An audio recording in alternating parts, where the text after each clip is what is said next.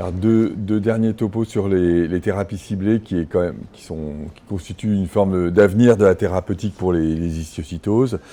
Alors comme il y a beaucoup de notions qui ont été déjà rapportées précédemment et qu'on est un peu en retard, je ne vais pas développer, je ne reprends pas les bases de ma présentation qui ont déjà été présentées. Hein. Schématiquement, donc, la thérapeutique actuelle, vinblastine, si ça ne marche pas, 2-CDR-AC, c'est ça qu'on avait en main. Pour nous, il y a un effet boîte noire de ces traitements. C'est-à-dire que c'est l'effet de l'histoire, on sait que ça marche, mais on ne sait pas pourquoi ça marche. Et donc c'est quand même, il y a un petit...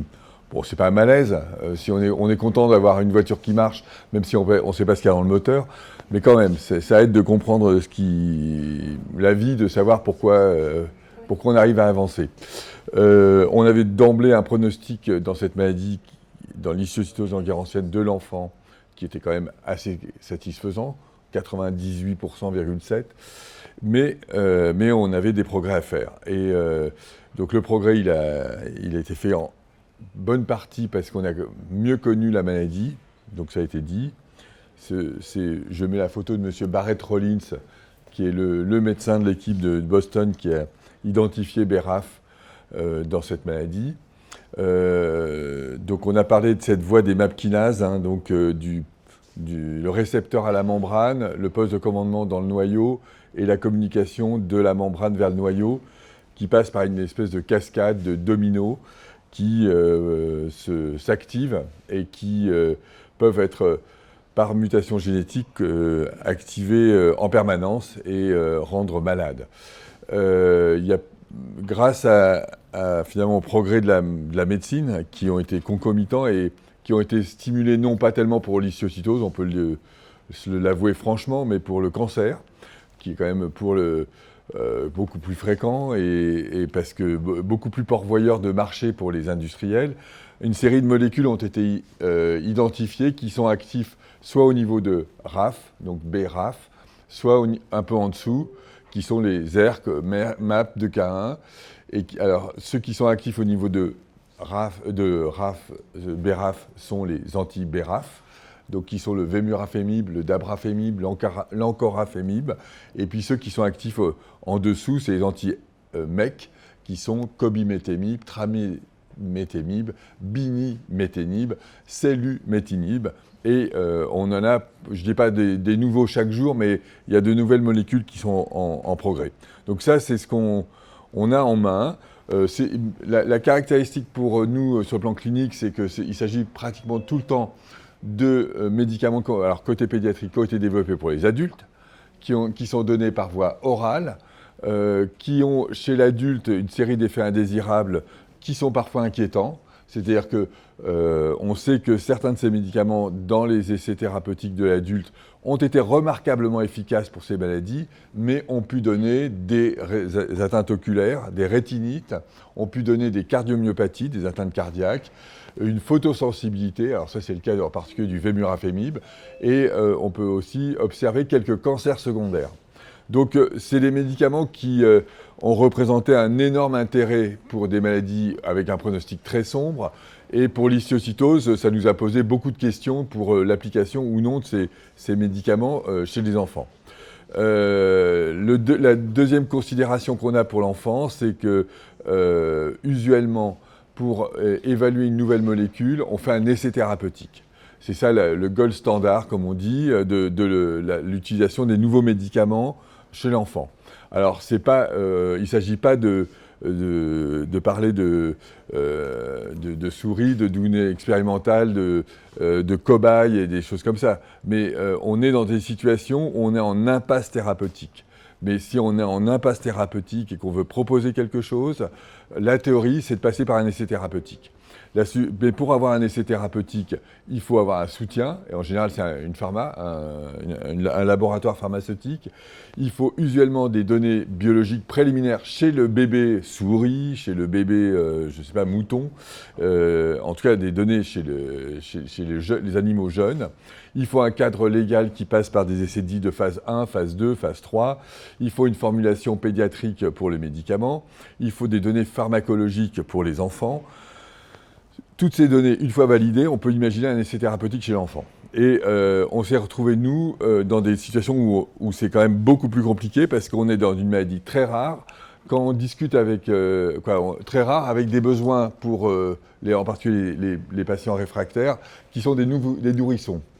Et ça nous a posé beaucoup de problèmes parce qu'en fait, comment passer d'un médicament qui est donné chez l'adulte de 60 ans consentant avec une maladie très grave et pour lequel il va lui-même accepter le risque, à des nourrissons pour lesquels le nourrisson n'a pas vraiment son consentement éclairé. Les parents à qui on va poser la question sont quand même forcément dans le flou.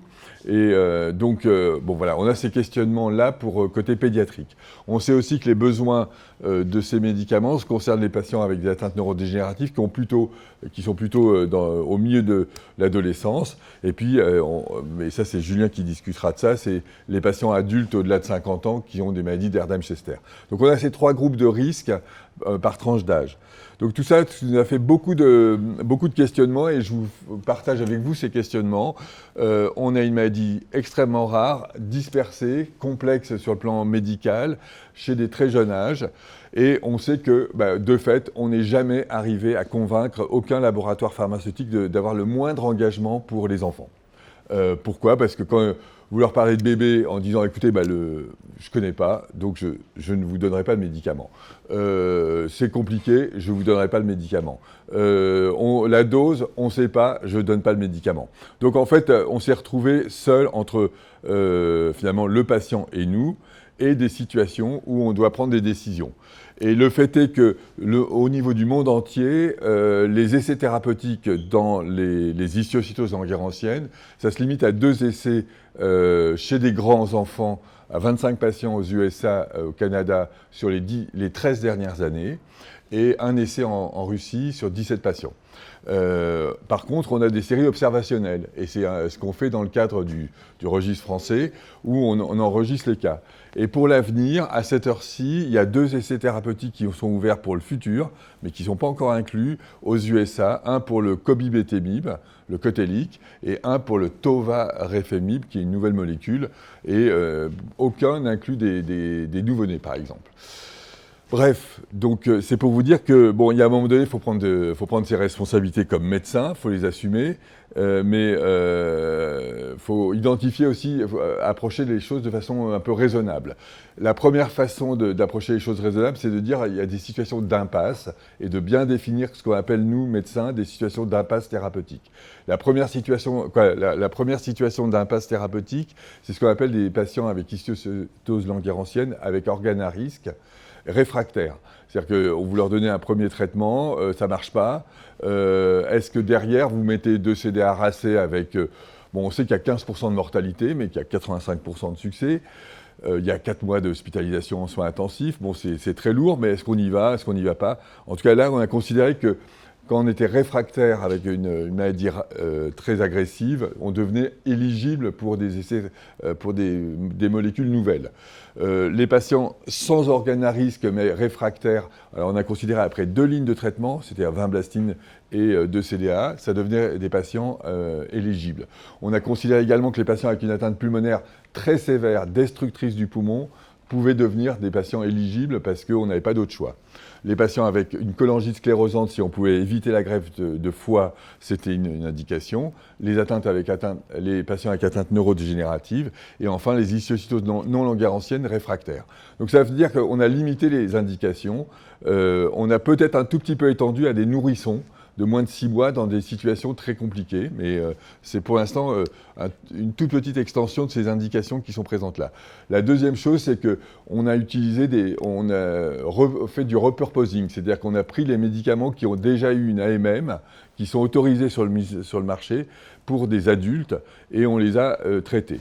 La troisième approche, c'est que si on n'avait pas de formulation pédiatrique, on avait au moins des dosages de médicaments à faire pour s'assurer que ce qu'on donnait chez l'enfant n'était pas toxique, était dans un range efficace. On a essayé de faire des recommandations avant de traiter, c'est-à-dire de réfléchir au vu de la littérature de tout ce qu'on pouvait faire, et puis ensuite d'évaluer les patients régulièrement. On ne part pas sur la vie entière, on part sur des périodes de 2-3 mois, on évalue, on voit ce qui se passe, et on fait très attention. Voilà. Donc c'est ça un peu l'approche qu'on a fait, qui remplace l'approche essai thérapeutique.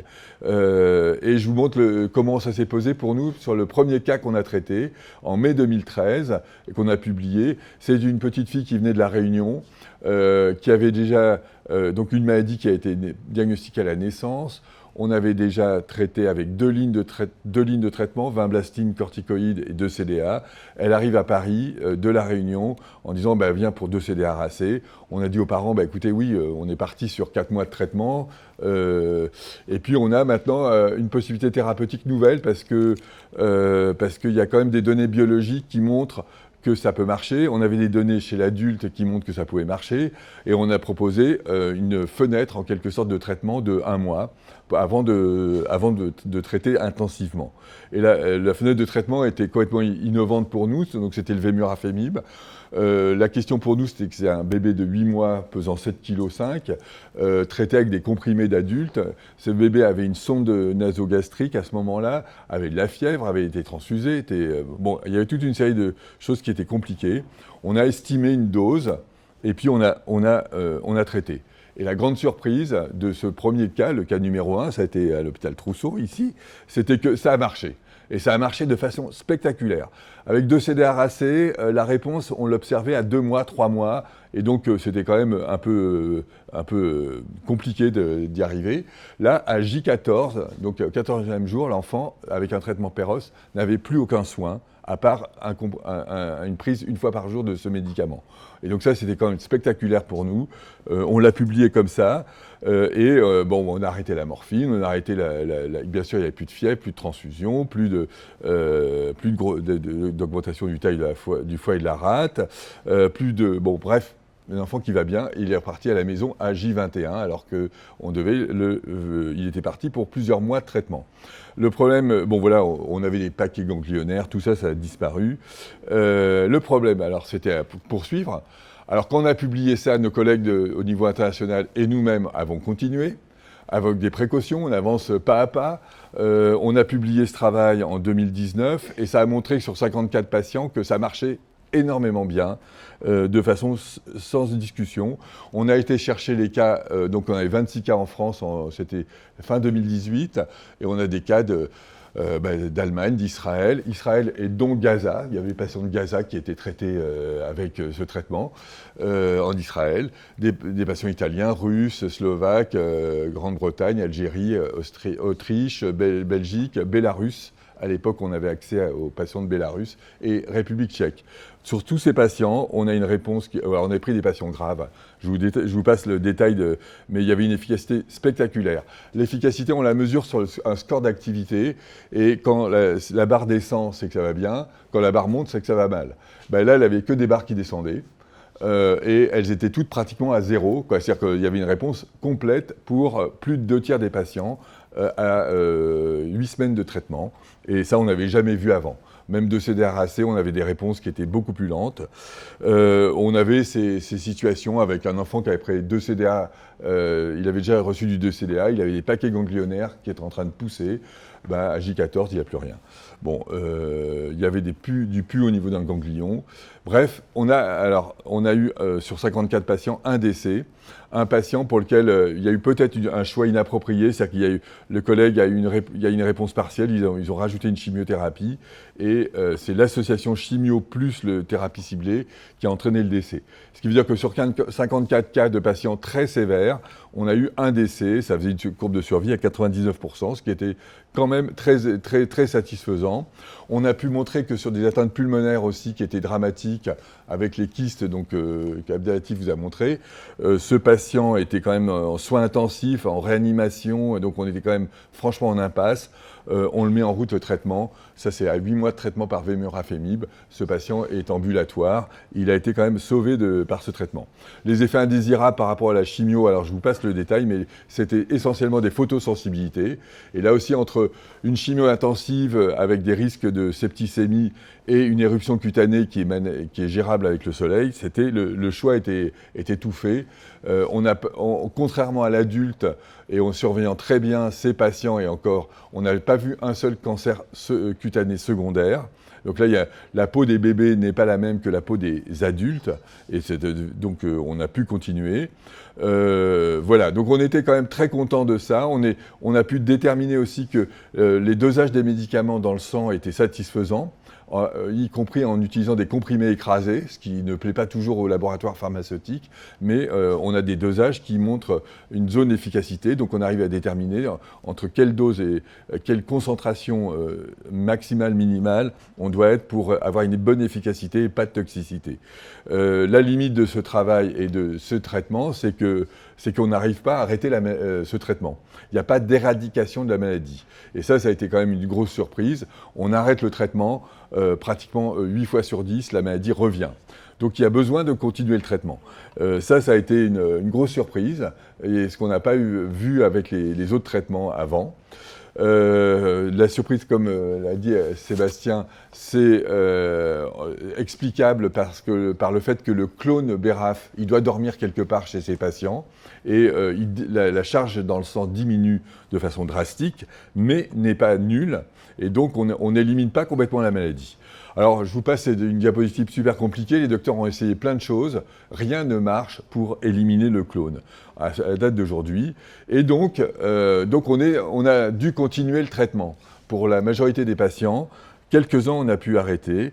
Donc, il y a la suite. La suite, ça a été d'abord des recommandations. Maintenant, c'est publié dans ce qu'on appelle le protocole national de diagnostic et de soins.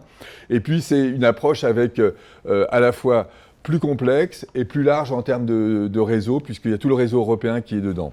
Plus large, c'est-à-dire qu'en fait, on regarde plein de marqueurs liés à la pharmacologie, liés à la maladie elle-même, dont la charge BRAF, le schéma thérapeutique. Bref, il y a toute une série de marqueurs qui sont étudiés, avec une étude, alors je vous passe le projet international, mais c'est du coup un projet à l'échelle de l'Europe, où on collige ces données dans notre belle base de données, mais on collige ces données qui permettent c'était en février, on était à 227 patients, essentiellement des petits,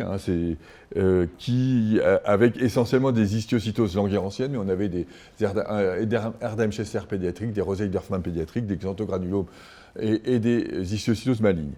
Là aussi, international, donc France, on était à 80 patients, mais on a tous ces pays, dont les pays du Maghreb. Et clairement, ces traitements pour les collègues du Maghreb, ça a changé les choses, parce qu'il est sûr que nous, on pouvait se permettre des chimiothérapies intensives, que ça soit au Maroc, en Algérie, en Tunisie, au Liban, c'était la mort assurée. Aucun des enfants qui avaient une forme grave n'allait sur une chimio intensive, ils mouraient. C'était le cas des gamins de Gaza également. Là, avec un traitement Perros, c'est possible de traiter ces patients. Et voilà, bon, je ne vais pas donner tous les développements parce que c'est un travail qui est en cours, mais on a confirmé que ça marchait dans les formes graves, avec une limite qui est peut-être, il y a quelques cas où les doses ont été insuffisantes au diagnostic, au démarrage, et on a des réponses partielles pour 2 patients sur je crois que c'était 120 ou 150 patients avec des formes graves. On a découvert des effets indésirables plus sévères que ce qu'on avait au départ, et donc qui méritent d'être surveillés, qui sont les rétinites, qui sont décrits chez les adultes. Il y en a eu 3 patients qui ont des rétinites, un patient qui a une myocardiopathie, un malaise un peu sévère. On a eu des décès, mais des décès liés à la maladie. soit dans les histiocytoses malignes parce que ça ne répond pas bien, soit dans les histiocytoses languérantiennes pour des formes qui ont été sous-traitées finalement, ou dans une atteinte neurodégénérative qui a continué à évoluer malgré ce traitement.